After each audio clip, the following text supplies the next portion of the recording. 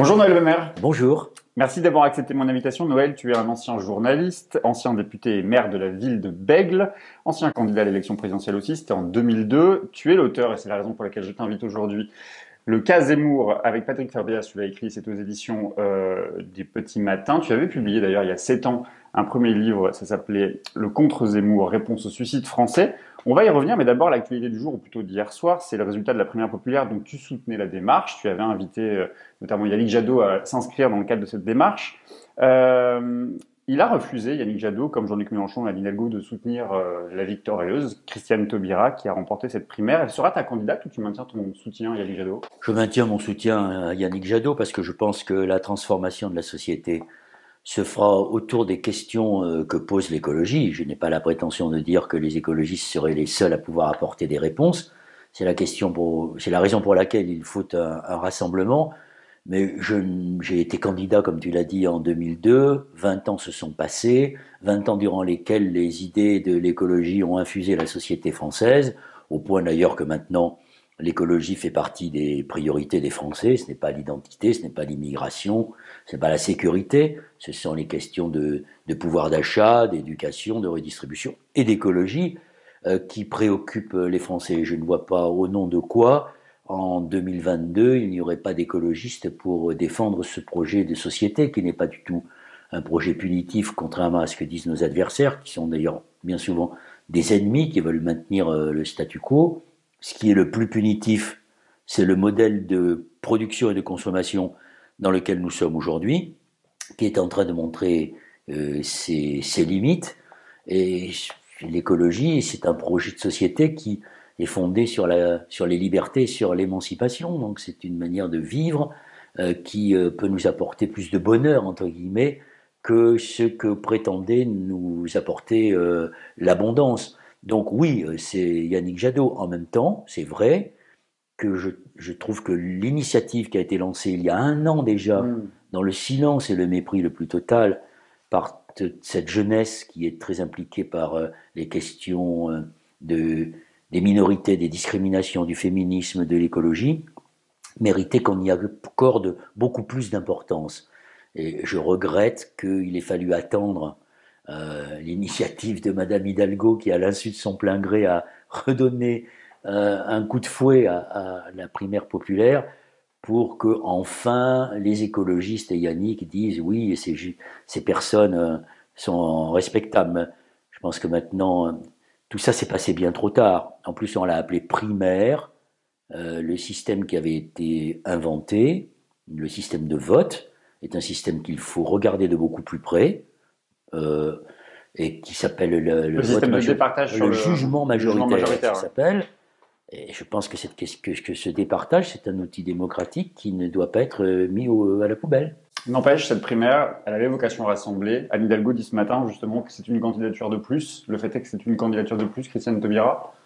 D'une certaine manière, oui, dans la mesure où nous savons que ni Jean-Luc Mélenchon, ni Yannick Jadot, ni Anne Hidalgo, pour l'instant, va-t-elle rester candidate, je ne peux pas le dire.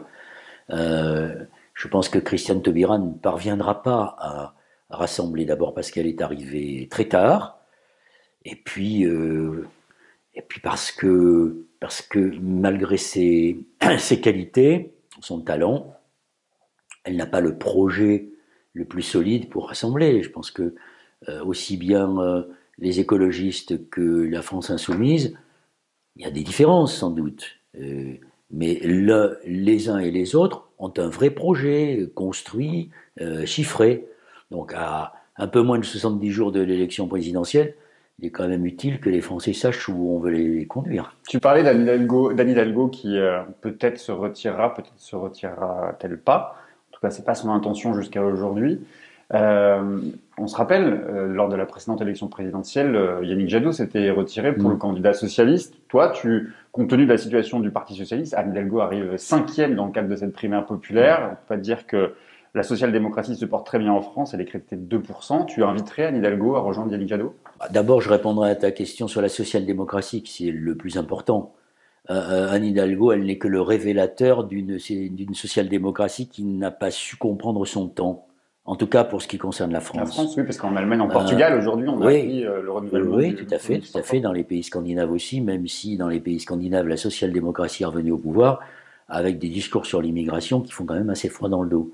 Mais pour ce qui concerne la France, c'est un échec qui a commencé il y a longtemps, qui a commencé en fait qui a commencé dans les années 80, quand la gauche a fait son tournant libéral, va-t-on dire, et qui n'a pas su voir l'évolution de notre société, c'est-à-dire à la fois les effets de la mondialisation, de la crise climatique qui était déjà à l'œuvre, hein, c'était dit par le GIEC depuis 1988, et sur la financiarisation de l'économie française avec des industriels qui ont choisi cette voie plutôt que l'investissement dans les outils de production, avec beaucoup de délocalisation, un creusement des inégalités, la précarisation des catégories les plus populaires et un éloignement progressif de l'électorat classique de la social-démocratie vers l'abstention, plus d'ailleurs que vers l'extrême droite.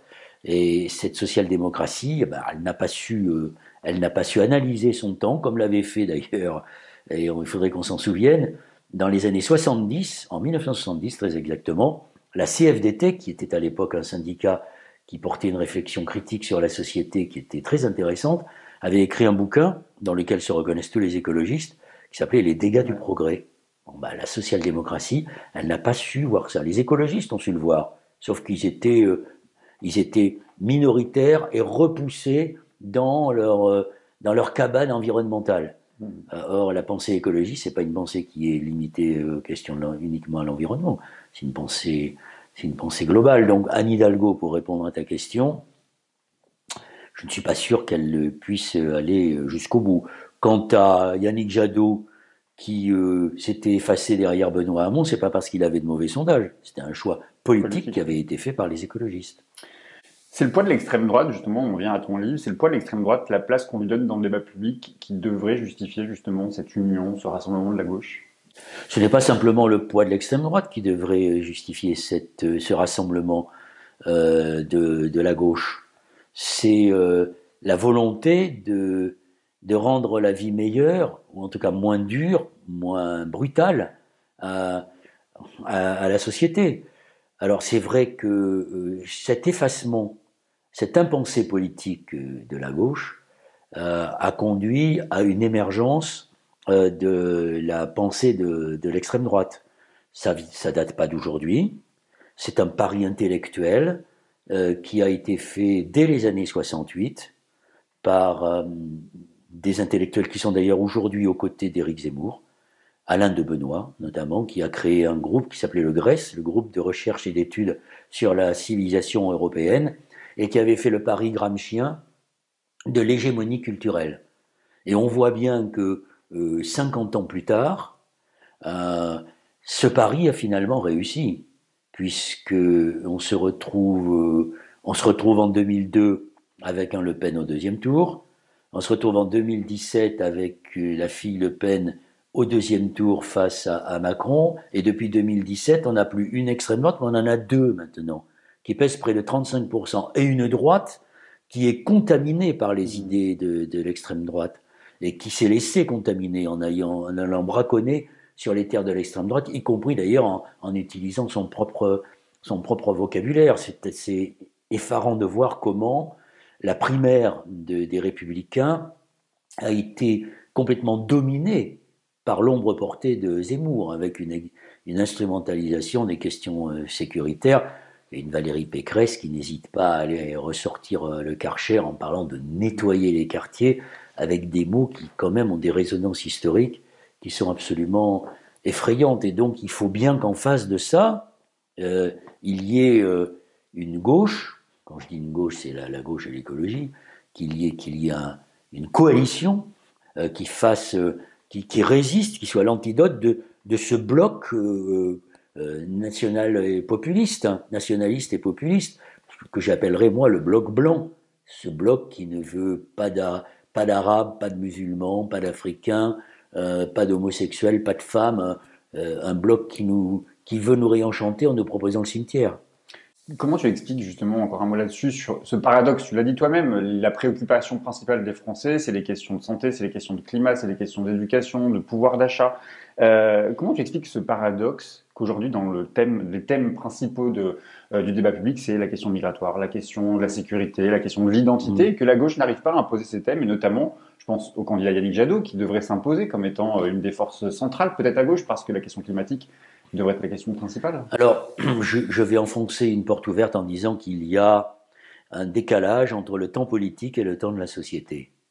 La société est prête à entendre ce que nous disons sur les effets du dérèglement climatique, de l'effondrement de la biodiversité et de ce qui accompagne cet effondrement en termes d'inégalité, en termes sociaux, puisqu'on sait depuis longtemps que les premières victimes d'injustice environnementale sont celles et ceux qui sont déjà victimes d'injustice sociale. C'est une accumulation, c'est une sorte de double peine, aussi bien dans les pays riches que dans les pays pauvres, puisque les pays pauvres sont ceux qui produisent le moins d'effets de serre, mais qui sont les premières victimes les plus brutalisées par les effets du dérèglement climatique. Pour revenir à tes questions, c'est très difficile dans un monde où les médias présente, comment dire, dans une société où l'on présente le monde comme binaire, c'est très difficile d'introduire un petit peu de complexité. Or, la pensée écologiste,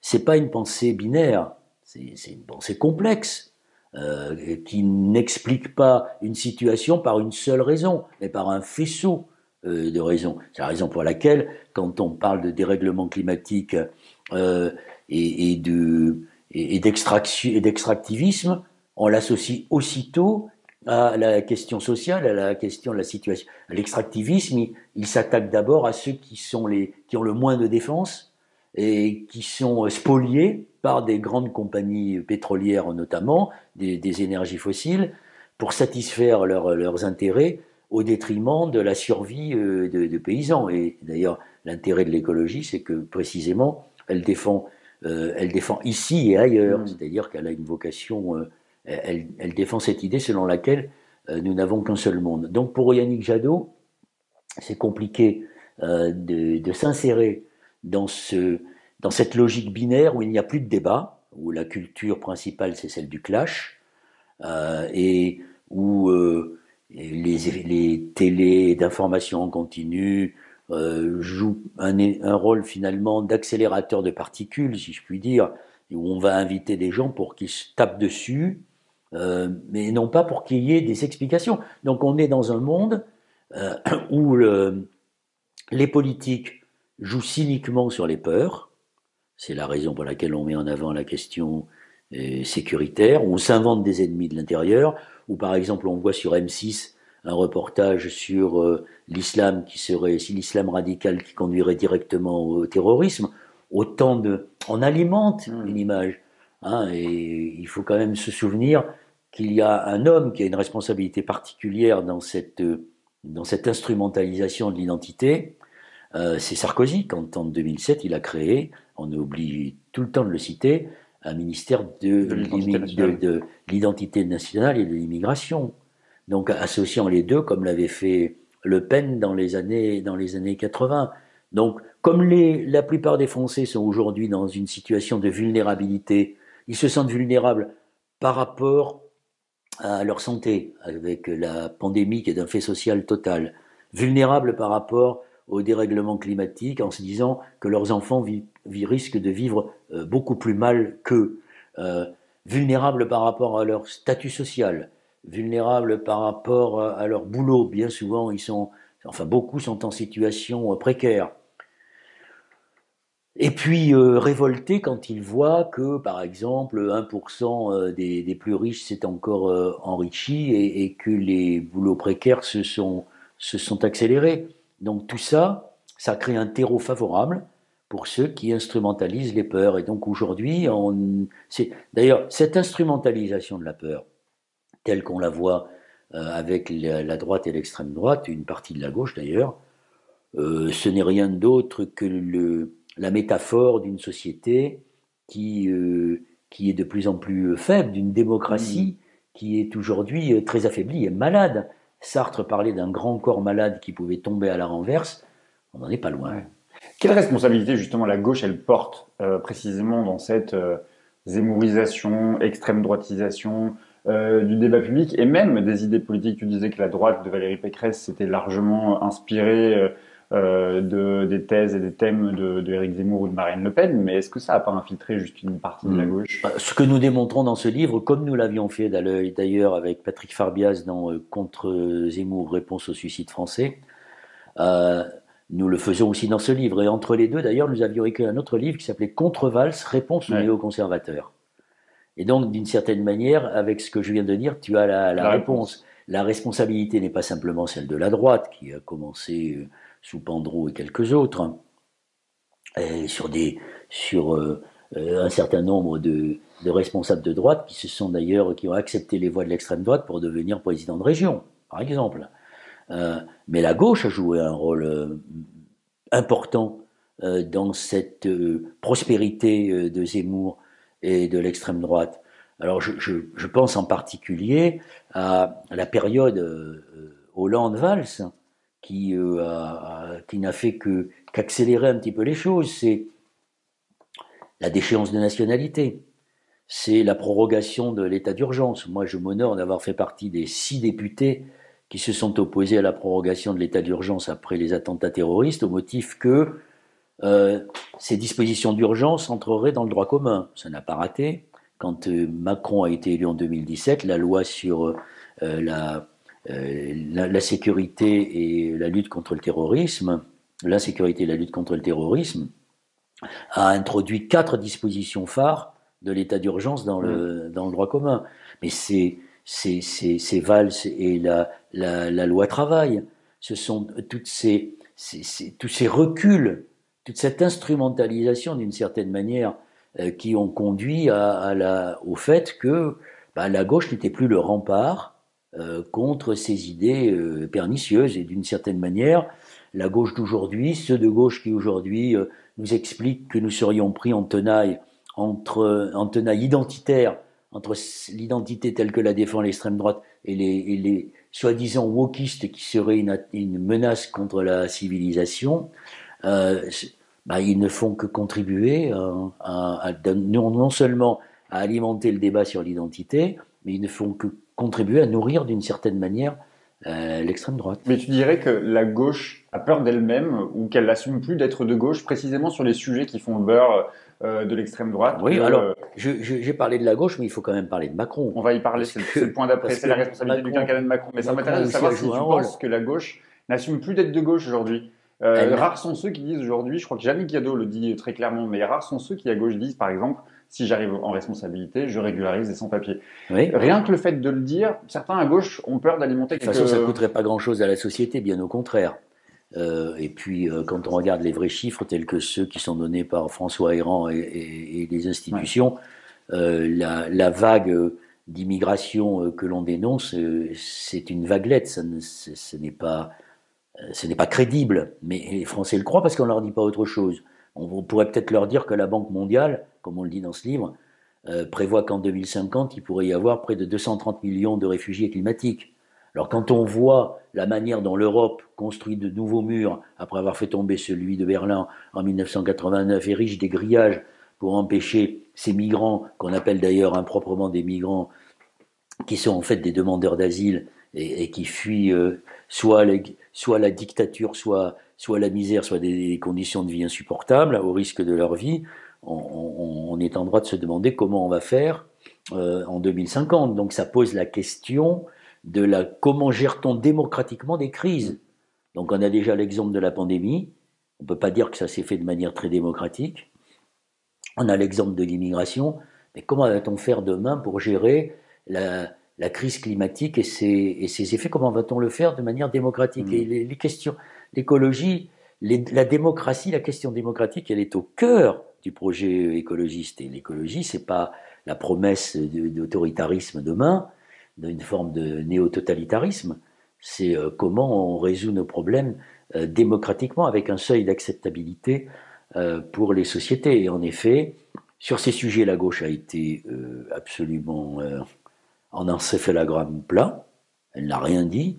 De la même manière qu'elle a eu une peur bleue parce qu'elle était sur la défensive par rapport aux attaques de la droite et de l'extrême droite, elle n'a pas osé affirmer ses valeurs et dire mais ce que vous racontez là, ce n'est que l'instrumentalisation de la peur et on peut faire autrement. Non, elle n'a pas su faire, elle a marché sur ses brisées d'une certaine manière.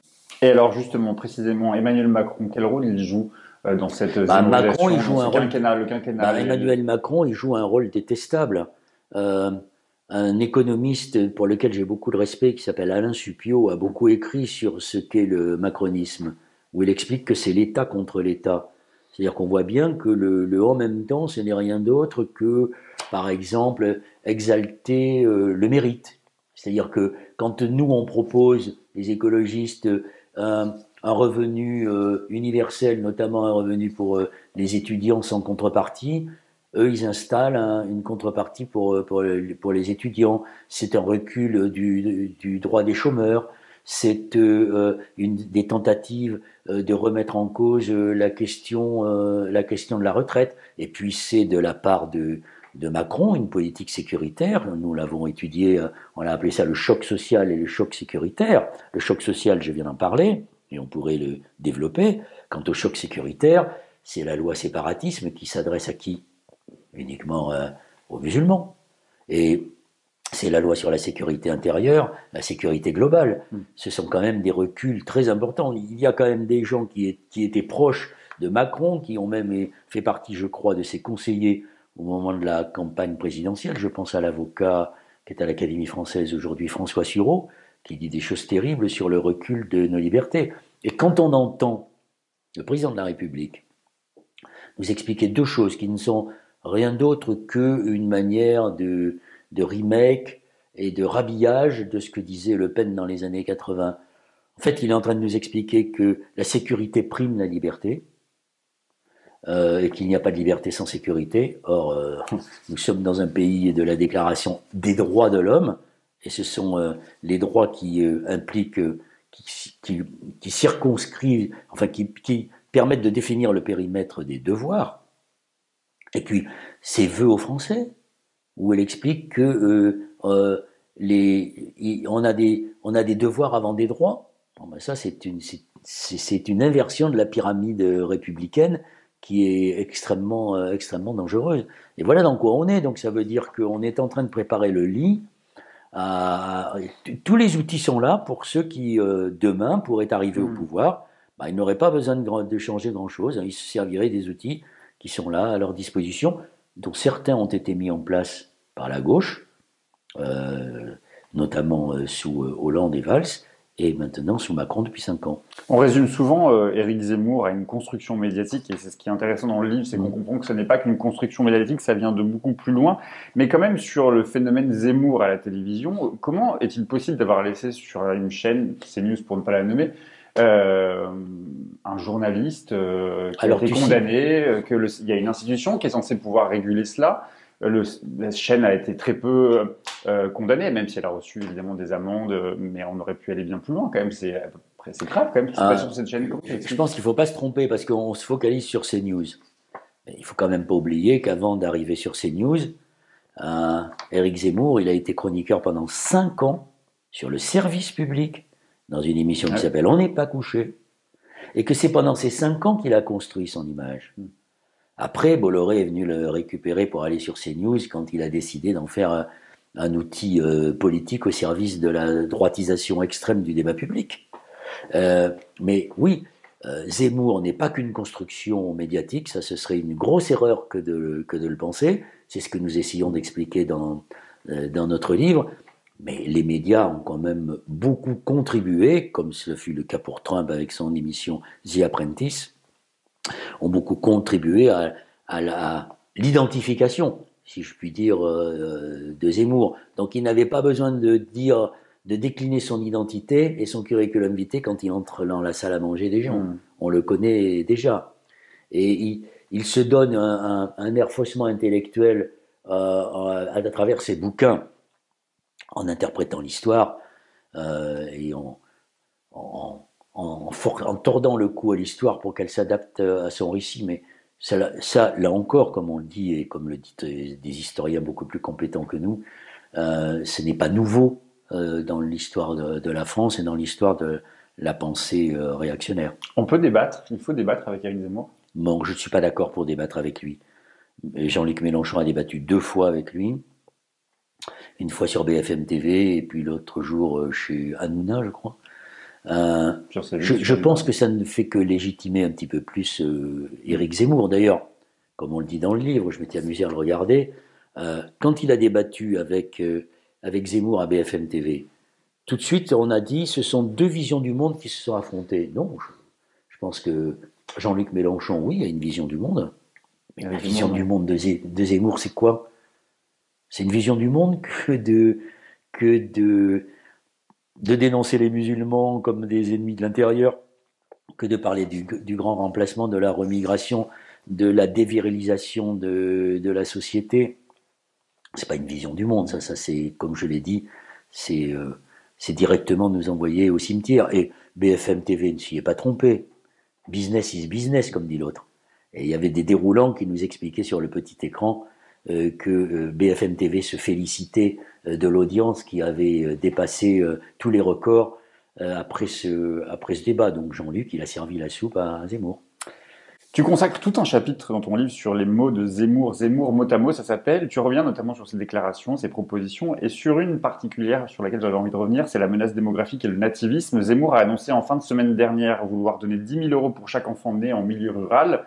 De quoi cette politique, cette proposition est-elle le nom? Alors, le chapitre Zemmour mot à mot, c'est à la fois les mots de Zemmour, et il faut regarder de près les mots qu'utilisent la droite et l'extrême droite, même d'ailleurs les néolibéraux comme Macron qui ont perverti, ou en tout cas qui ont oublié des mots comme, comme solidarité, entraide, qui ont été remplacés par mérite, concurrence et compagnie.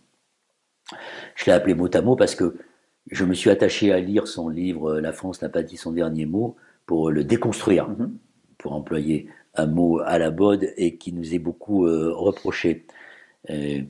Mais en effet, la question de la natalité est importante dans la rhétorique de la droite et de l'extrême droite pour une raison très simple, puisque Zemmour et ses épigones n'arrêtent pas de nous expliquer que nous sommes menacés de grands remplacements. Donc il faudrait que les Français de souche fassent beaucoup plus d'enfants pour empêcher ce grand remplacement. C'est la question du nativisme. Le nativisme, c'est une théorie qui a été inventée par les premiers pionniers, qui a été mise en œuvre par les premiers pionniers américains. Les premiers qui sont arrivés après la première révolution, qui sont arrivés à Boston, qui étaient des protestants, et qui se battaient contre ceux qui arrivaient, je pense en particulier aux Irlandais catholiques et à tous ceux qui sont arrivés d'Europe pour coloniser l'Amérique en pratiquant le génocide des Indiens. Et ceux-là, ils s'appelaient des nativistes, c'est-à-dire qu'ils souhaitaient que l'Amérique ne soit peuplée que par des natives. Alors pour eux, les natives, c'était les protestants. Or aujourd'hui, dans le langage courant, Native American, un Native American, c'est un Indien. Mais bon, je reviens sur la question du nativisme. Et cette question du nativisme, elle a été reprise ensuite par un théoricien américain qui était à la fois nativiste et antisémite, et donc qui se battait aussi contre les syndicats, et qui avait inventé le slogan America Great Again, qui a été repris 70 ans plus tard par Trump. Ce que fait Zemmour, c'est la reprise de ces théories nativistes en disant, en proposant là, ces 10 000 euros aux ruraux et c'est une manière d'opposer aussi deux France, la France des quartiers populaires et la France de la ruralité. Oui, c'est surtout un retour ce n'est rien d'autre qu'un retour à la théorie pétainiste de la terre qui ne ment pas. Donc s'il veut nous réinventer un monde qui a disparu, celui d'une France qui était à 90% agricole jusque dans les années 50 et qui ne l'est plus. Il disparaît à peu près 100 000 agriculteurs par an dans ce pays, notamment depuis la révolution verte initiée par De Gaulle. Donc c'est la réinvention d'un monde comme avant. C'est ce que mes parents lisaient quand ils étaient petits, qui étaient d'ailleurs très nationalistes et pétainistes, le Tour de France par deux enfants. C'est à peu près ça. Ils voudraient nous ramener à cette France-là. Mais cette France-là, elle a disparu. Alors que les écologistes ne proposent pas de revenir à une France qui ne peut pas réapparaître, mais à réinventer l'agriculture dans un sens qui soit plus respectueux du pays, des paysans, de l'environnement et de la santé. C'est quand même un autre projet et qui lui permettrait de faire revenir des paysans à la terre. Souvent, après les étrangers, c'est aux femmes qu'on s'en prend. Zemmour excelle en la matière. C'est quoi le problème de Zemmour avec les femmes? Tu dis dans le livre qu'il faudrait poser la question à un psy. Ça relève du psy? Bah, j'ai l'impression que ça relève du psy, oui, en effet. Parce que sa détestation des femmes, alors il a écrit ça déjà, Le premier sexe, il a comment il avait appelé ça aussi le premier le premier sexe. sexe, oui. Bon, sa détestation des femmes est une interrogation pour moi. Comment peut-on, à ce point-là, euh, avoir un regard sur les femmes qui soit aussi violent, aussi méprisant? C'est même pas d'ailleurs de la violence et de la méprise, on a l'impression qu'il voudrait effacer les femmes. Alors qu'on sait que, quand on regarde un peu plus près, qu'il a quand même une relation très ambiguë aux femmes. Mais vouloir les reléguer à une place de subalterne, de soumission, de domination, c'est pas nouveau hein, dans la pensée réactionnaire. Mais là, c'est il faut d'ailleurs c'est ce que j'ai essayé de faire dans le bouquin. Il faut associer sa conception viriliste de la société. Le virilisme est une constante de l'extrême droite, mais il faut associer sa vision des femmes à celle des homosexuels, puisque les deux sont un facteur de dévirilisation de la société. Donc je pense il faut avoir un regard qui ne se contente pas de sa détestation des femmes, mais aussi de sa détestation des homosexuels. Tu dis dans le livre que Zemmour apprécie, je te cite, la politique de café de commerce, là où on se lâche autour d'un verre en pestant contre l'air du temps, dire tout haut ce que tout le monde, ce que le peuple pense tout bas. C'est un peu la punchline régulière des amis de Zemmour. Comment tu qualifierais finalement le zemmourisme? C'est un populisme certes, mais... Alors, je ne sais pas si on peut parler. Moi, j'aime pas beaucoup cette expression de zemmourisme. Et donc, c'est mon co-auteur qui l'a employé. Moi, je l'ai jamais employé et je ne l'emploie pas quand je suis interrogé par des médias comme le tien. Parce que le zemmourisme, ça n'existe pas. C'est l'expression. Il arrive à un moment donné. C'est comme ça en politique. C'est pas la première fois que ça arrive. Il arrive à un moment donné où l'impensée politique de la gauche et de la droite ont permis dans un premier temps l'avènement de Macron, qui est en fait une imposture politique, faisant croire qu'il était ni de droite ni de gauche, mais c'est un président de droite, économiquement, politiquement, sur les questions de société et sur les questions de sécurité. Et comme le pari de Benoît et du Grèce a fonctionné, c'est-à-dire que plus ça allait, plus les années ont passé, sur cette impensée politique s'est construite l'hégémonie culturelle de la droite et de l'extrême droite. Zemmour, il n'est que l'expression et l'incarnation de cette résurgence et de cette prospérité de la pensée de droite et de l'extrême droite, d'autant plus que Marine Le Pen a tout fait pour essayer de dédiaboliser la pensée, les théories de son, pas les théories, l'image de l'extrême droite. Lui, il revient à une extrême droite classique, avec des mots d'une violence inouïe, des infamies, qui aujourd'hui deviennent banales. Et c'est ça qui est très inquiétant. C'est que je pense qu'il y a 20 ans, pour ce qu'il raconte, on serait descendu dans la rue. Hein. Ça, c'est clair. Et aujourd'hui, c'est banal. Et même, c'est tellement banal que chaque fois qu'il lève le petit doigt, les médias s'emparent de ce qu'il vient de dire pour en faire des débats. Je regardais hier soir des télés d'information en continu. C'était encore des débats sur les tracas de l'extrême droite, enfin les bagarres entre les familles d'extrême droite. Il venait de se passer quand même un truc relativement important, qui était la primaire populaire avec un demi-million de gens qui disaient qu'on pouvait peut-être faire autrement que d'être divisé. Mais ça, c'était remisé au placard. Là, l'extrême droite, c'est l'extrême droite qui est attractive pour les médias, c'est ça qui se passe en fait. Oui, vous savez, c'est ce que j'appelle l'effet réverbère.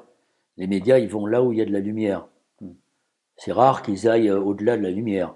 Mais alors, pour aller au-delà de la lumière, il faut prendre son temps. Ça coûte cher. Donc, il y a une économie de l'information. Et on a quand même des preuves qu'on peut aller au-delà de la lumière.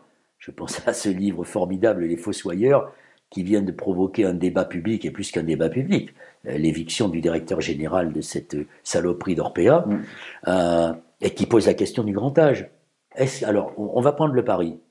Nous sommes le quoi? Le 30 janvier aujourd'hui? 31, 31 janvier.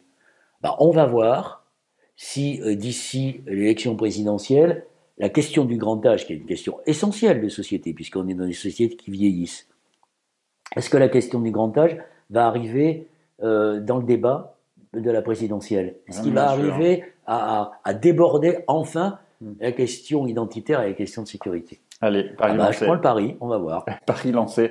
Tu y consacres tout un chapitre dans ton livre, tu reviens justement et tu analyses l'union des droites, la stratégie d'Éric Zemmour. C'est son rêve de toujours, hein, tu le cites, et tu dis que c'est aussi le rêve depuis longtemps de Villiers et de Buisson.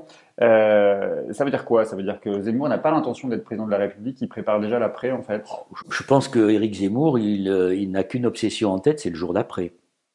Pour lui, le jour d'après, c'est en effet l'union des droites, qui d'ailleurs n'est pas une idée qui date de Villiers de Buisson, qui était déjà inscrite dans les pensées de ceux dont il s'inspire, qu'il s'agisse de Maurras ou de Bainville. Mais en effet, son projet, c'est celui de l'union des droites. Ça peut fonctionner. Ça peut fonctionner parce que Marine Le Pen ne sera pas candidate une 4e fois.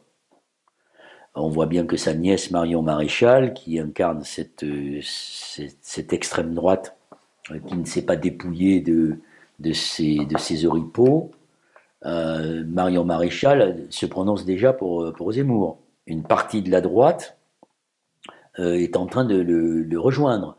Ça veut dire que la principale menace, c'est pas tant Zemmour, c'est Marion Maréchal aujourd'hui? Zemmour prépare Marion Maréchal. Il n'y a pas que Marion Maréchal, parce qu'on va voir ce que fera Wauquiez, on verra ce que fera Ciotti. Ciotti a quand même dit au cours de la primaire que s'il y avait un deuxième tour Zemmour-Macron, il voterait pour Zemmour. Donc les digues tombent petit à petit. Comme je l'ai dit tout à l'heure dans notre entretien, on a déjà vu ces digues tomber dans un certain nombre de situations, dans des élections régionales où la droite a accepté sans barguigner les voix de l'extrême droite. Donc cette union des droites, elle n'a jamais fonctionné parce qu'il y a eu à droite, il faut le reconnaître, des gens que l'on peut combattre par ailleurs. Mais il y a eu des Chirac, même des Pasqua d'ailleurs, des Toubon, qui n'étaient pas, qui étaient opposés à ce que les digues tombent et à cette union des droites. Mais aujourd'hui, quand on voit que par exemple les gens qui était à Sens commun, je ne sais plus comment ça s'appelle aujourd'hui, de la Manif pour tous, tout ça, ça a rejoint Zemmour. Tout ça, Madame Boutin, Poisson, enfin tout ce monde-là d'une certaine droite a envie de l'union des droites. Et moi, je pense que contrairement à ce qu'on dit, Zemmour n'est pas l'ennemi de Le Pen, de Marine Le Pen. Ils sont complémentaires. Il y en a une qui a un électorat plus populaire, et on voit bien que l'électorat de Zemmour, c'est un électorat bourgeois. C'est un électorat qui a les moyens. C'est un certain capitalisme incarné par Bolloré.